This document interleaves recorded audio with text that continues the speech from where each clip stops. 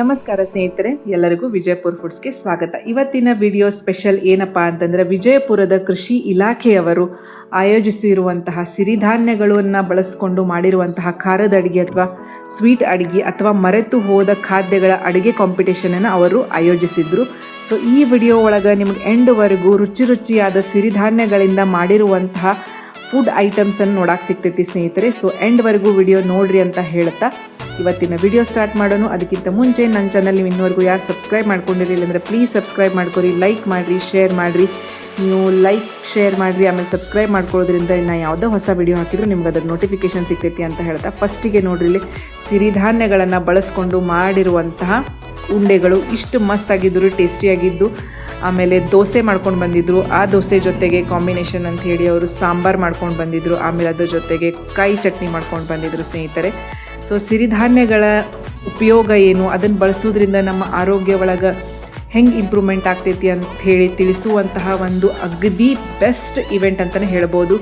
ಇಲ್ಲೇ ಜೋಳದಿಂದ ಮಾಡಿರುವಂತಹ ಒಂದು ಖಿಚಡಿ ಅಥವಾ ಒಂದು ಉಪ್ಪಿಟ್ಟು ನೋಡ್ರಿ, ಇದು. ಆಮೇಲೆ ಅವರು ಇಷ್ಟು ಚಂದ ಡೆಕೋರೇಷನ್ ಮಾಡ್ಕೊಂಬಂದಿದ್ರು. ಆಮೇಲೆ ನೋಡ್ರಿ, ಇಲ್ಲಿ ದಪಾಟಿ ಮಾಡ್ಕೊಂಬಂದಿದ್ರು, ಮೊಸರು, ಆಮೇಲೆ ಹಸಿಮೆಣ್ಸಿಕಾಯಿ ಚಟ್ನಿ, ಆಮೇಲೆ ಇಲ್ಲಿ ನೋಡ್ರಿ ಇವೆಲ್ಲ ಸಿರಿಧಾನ್ಯಗಳಿಂದ ಬಳಸ್ಕೊಂಡು ಒಂದು ರೋಲ್ ಮಾಡ್ಕೊಂಡು ಬಂದಿದ್ರು, ವೆಜಿಟೇಬಲ್ ರೋಲ್ ಮಾಡ್ಕೊಂಡು ಬಂದಿದ್ರು. ಆಮೇಲೆ ಕಟ್ಲೆಟ್ಸ್ ಮಾಡ್ಕೊಂಡು ಬಂದಿದ್ರು ಸ್ನೇಹಿತರೆ. ಅದ್ರ ಜೊತೆಗೆ ಒಂದು ಸಿಂಪಲ್ ಆದಂಥ ನವಣಿ ಸ್ಯಾಲೆಡ್ ಮಾಡ್ಕೊಂಡು ಬಂದಿದ್ರು. ಆಮೇಲೆ ಒಂದು ಗಂಜಿ ಮಾಡ್ಕೊಂಡು ಬಂದಿದ್ರು ಸ್ನೇಹಿತರೆ.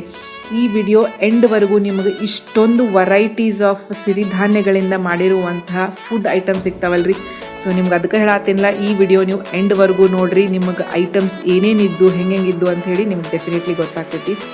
ಆಮೇಲೆ ಈ ಇವೆಂಟದ್ದು ಸ್ಪೆಷಲ್ ಏನಪ್ಪ ಅಂತಂದ್ರೆ, ಈ ವಿಡಿಯೋ ಅಟೆಂಡ್ ಮಾಡಿದವ್ರಿಗೆ ಗೊತ್ತಾಗ್ತಿತ್ತದು. ಇಲ್ಲೇ ನಿಮ್ಗೆ ಬರೀ ನೋಡಾಕಲ್ದೆ ನಿಮ್ಗೆ ಟೇಸ್ಟ್ ಮಾಡೋಕ್ಕೂ ನಿಮ್ಗೆ ಸಿಗ್ತಿತ್ತು ರೀ. ಕಂಪ್ಲೀಟಾಗಿ ಫ್ರೀ ಆಫ್ ಕಾಸ್ಟ್ ಇತ್ತು. ಎಲ್ಲರೂ ಇಷ್ಟು ಖುಷಿಯಿಂದ ತಾವು ಮಾಡ್ಕೊಂಡು ಬಂದಿರುವಂತಹ ಅಡುಗೆನ ಎಲ್ಲರಿಗೂ ತಿನ್ಸೋದ್ರೊಳಗೆ ಇಷ್ಟು ಖುಷಿ ಪಡಾತಿದ್ರಲ್ರಿ. ಜಸ್ಟ್ ಅವ್ರು ಎಕ್ಸ್ಪೆಕ್ಟ್ ಮಾಡೋದೇನು, ನೀವು ಎಷ್ಟು ಚಂದ ಅಡುಗೆ ಮಾಡಿರಿ ಅಂತ ಹೇಳಿದ್ರೇ ಅದಕ್ಕೆ ಇಷ್ಟು ಖುಷಿ ಆಗತ್ತಿತ್ತು ರೀ ಎಲ್ಲರಿಗೂ. ನೋಡಿರಿ, ಬಿಸಿ ಬಿಸಿ ರೊಟ್ಟಿ, ಆಮೇಲೆ ಉಳ್ಳಾಗಡ್ಡಿ ಚಟ್ನಿ, ಪುಂಡಿ ಪಲ್ಯ ಚಟ್ನಿ, ಒಂದು ಎರಡು ಐಟಮ್ ನಿಮಗೆ ಹೇಳಬೇಕಂದ್ರೆ ರಾಗಿ ಮುದ್ದೆ. ನೀವು ನೋಡ್ತಿರ್ಬೋದು, ಈ ಇವೆಂಟ್ ಯಾರಾದರೂ ಅಟೆಂಡ್ ಮಾಡಿದವ್ರು ಈ ವಿಡಿಯೋ ನೋಡಾಕತ್ತಿದ್ರೆ ನಿಮ್ಗೆ ಅದರ ಮಹತ್ವ ಗೊತ್ತಾಗ್ತೈತಿ ಸ್ನೇಹಿತರೆ.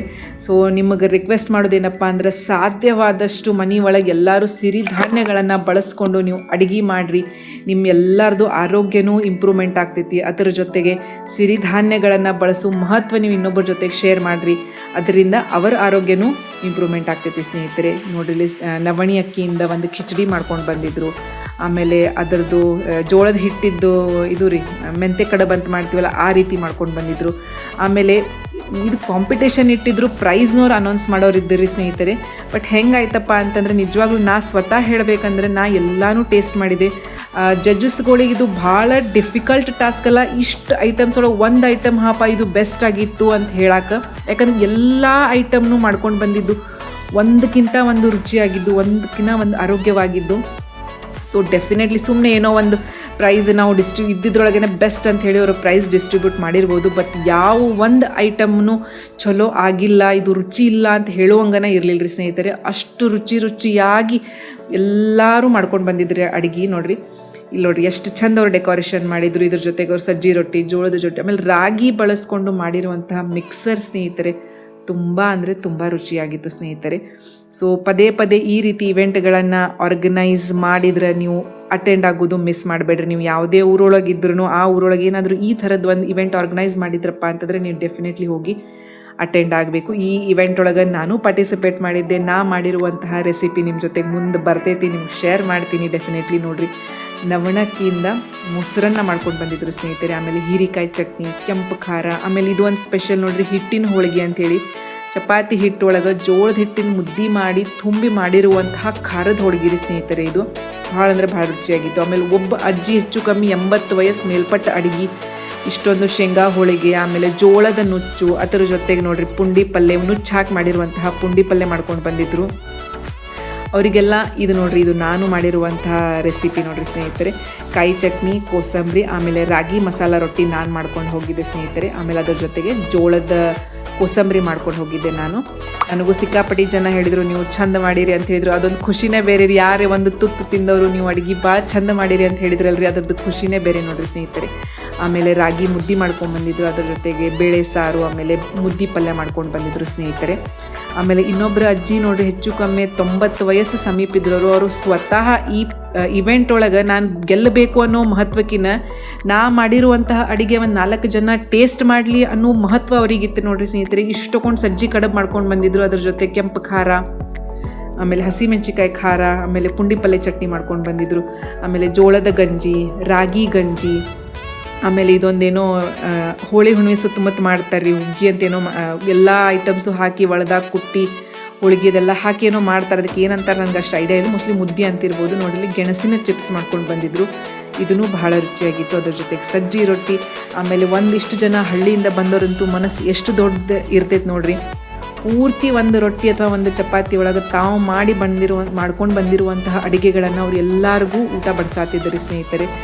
ಯಾರಿಗೂ ಇಲ್ಲ ಅಂತಿರಲಿಲ್ಲ, ಅಷ್ಟು ರುಚಿಯಾಗಿ ಅಡುಗೆ ಮಾಡ್ಕೊಂಡು ಬಂದಿದ್ರು ನೋಡ್ರಿ. ಇಲ್ಲಿ ನುಚ್ಚ ಹುಳಬಾನ ಮಾಡ್ಕೊಂಡು ಬಂದಿದ್ರು ಸ್ನೇಹಿತರೆ. ಆಮೇಲೆ ಅಗಸಿ ಹಿಂಡಿ, ಕಾರೆಳ್ ಹಿಂಡಿ, ಆಮೇಲೆ ಹುರೇಕಿ ಹೋಳಿಗೆ 1-2 ಸ್ನೇಹಿತರೆ ನಿಮಗೆ ಹೇಳಬೇಕಂದ್ರೆ. ಸೊ ಈ ರೀತಿ ಇವೆಂಟ್ ಪಾರ್ಟಿಸಿಪೇಟ್ ಮಾಡೋಕೆ ಅಥವಾ ನೋಡೋಕೆ ನಮಗೆ ಒಂದು ಇದು ಸಿಕ್ಕೈತಪ್ಪ, ಅದಕ್ಕೂ ಭಾಗ್ಯ ಸಿಕ್ಕೈತಂದ್ರೆ ನಮ್ಗೆ ಅದರಷ್ಟು ಸೌಭಾಗ್ಯನೇ ಯಾವುದೂ ಅಲ್ಲ ನೋಡ್ರಿ ಸ್ನೇಹಿತರೆ. ಆಮೇಲೆ ಮಾದ್ಲಿ ಮಾಡ್ಕೊಂಡು ಬಂದಿದ್ರು, ಆಮೇಲೆ ಉಂಡೆಗಳು ರುಚಿಯಾಗಿ ಮಾಡ್ಕೊಂಡ್ಬಂದಿದ್ರು ಸ್ನೇಹಿತರೆ. ಸೊ ನೆಕ್ಸ್ಟ್ ಟೈಮ್ ನೀವು ಯಾವಾಗಾದರೂ ನಿಮಗೆ ಅವಕಾಶ ಸಿಕ್ಕರೆ ಈ ರೀತಿ ಇವೆಂಟ್ ಒಳಗೆ ಹೋಗಿ ನೋಡಿ ಬರ್ರಿ ಸ್ನೇಹಿತರೆ. ಈ ಅನುಭವ ಎಲ್ಲರಿಗೂ ಒಂದು ರೀತಿ ನಮ್ಮ ಆರೋಗ್ಯ ಕಾಪಾಡ್ಕೊಳ್ಳೋಕೆ ಭಾಳ ಅಂದರೆ ಭಾಳ ಬೆಸ್ಟ್ ಇವೆಂಟ್ ರೀ ಸ್ನೇಹಿತರೆ ಇದು. ಸೊ ಈ ವಿಡಿಯೋ ನೀವು ಇನ್ನೂ ಎಂಡ್ವರೆಗೂ ನೋಡಿರಿ, ಇನ್ನೂ ಮುಂದೆ ತುಂಬ ರೆಸಿಪಿಗಳು ನಿಮಗೆ ನೋಡೋಕೆ ಸಿಗ್ತಾವಂತ ಹೇಳ್ತಾ ಈ ವಿಡಿಯೋ ನಾನು ಇಲ್ಲಿಗೆ ಮುಗಿಸಾಕತ್ತೀನಿ. ನೀವು ಎಂಡ್ವರೆಗೂ ವಿಡಿಯೋ ನೋಡಿರಿ, ನಾನು ವಾಯ್ಸ್ ಓವರ್ ಇಲ್ಲಿಗೆ ಮುಗಿಸಾತೀನಿ ಸ್ನೇಹಿತರೆ. ಸೊ ಇನ್ನು ಸಿಕ್ಕಾಪಟ್ಟಿ ರೆಸಿಪೀಸ್ ಅದಾವ, ಸ್ವೀಟ್ಸು, ಖಾರ. ನಾನು ಒಂದೊಂದು ಐಟಮ್ ಹೆಸರು ನನಗೆ ಇದ್ರೊಳಗೆ ಐಡಿಯಾ ಇಲ್ಲ, ಬಟ್ ನಿಜವಾಗ್ಲೂ ಸ್ನೇಹಿತರೆ ತುಂಬ ಬಿಸಿಬೇಳೆ ಬಾತ್ ನೋಡಿರಿ, ನವಿಣಕ್ಕಿದು ಬಿಸಿಬೇಳೆ ಬಾತ್ ಮಾಡ್ಕೊಂಡು ಬಂದಿದ್ರು. ಆಮೇಲೆ ಸಜ್ಜಿ ಕಡುಬಂತೂ ಭಾರಿ ಆರೋಗ್ಯಕ್ಕೆ ಒಳ್ಳೇದ್ರಿ. ಆಮೇಲೆ ಎಲ್ಲರೂ ಇದ್ರೊಳಗೆ ಕರ್ದಿದ್ದ ಐಟಮ್ಸ್ ಭಾಳ ಕಡಿಮೆ ಇತ್ತು. ಸ್ಪೆಷಲಾಗಿ ಸ್ಟೀಮ್ ಮಾಡಿರುವಂತಹದ್ದು, ಮೊಸರು, ನಮ್ಮದೇನು ನಾವು ನ್ಯಾಚುರಲ್ಲಾಗಿ ಹಳೆ ಕಾಲದ ಪದ್ಧತಿ ಒಳಗೆ ಮಾಡಿರುವಂತಹ ಅಡುಗೆನೇ ಇಲ್ಲಿ ಜಾಸ್ತಿ ಇದ್ದು ಸ್ನೇಹಿತರೆ. ಸೊ ಎಲ್ಲರೂ ಈ ರೀತಿ ಫುಡ್ಡನ್ನು ನಾವು ಮನೆ ಒಳಗೆ ಮಾಡಿ ನಮ್ಮ ಮನೆಯವರ ಆರೋಗ್ಯನ ಕಾಪಾಡಿಕೊಳ್ಳೋಣ ಅಂತ ಹೇಳ್ತಾ ಈ ವಿಡಿಯೋ ಇಲ್ಲಿಗೆ ಮುಗಿಸಾತೀನಿ ಸ್ನೇಹಿತರೆ. ಧನ್ಯವಾದಗಳು.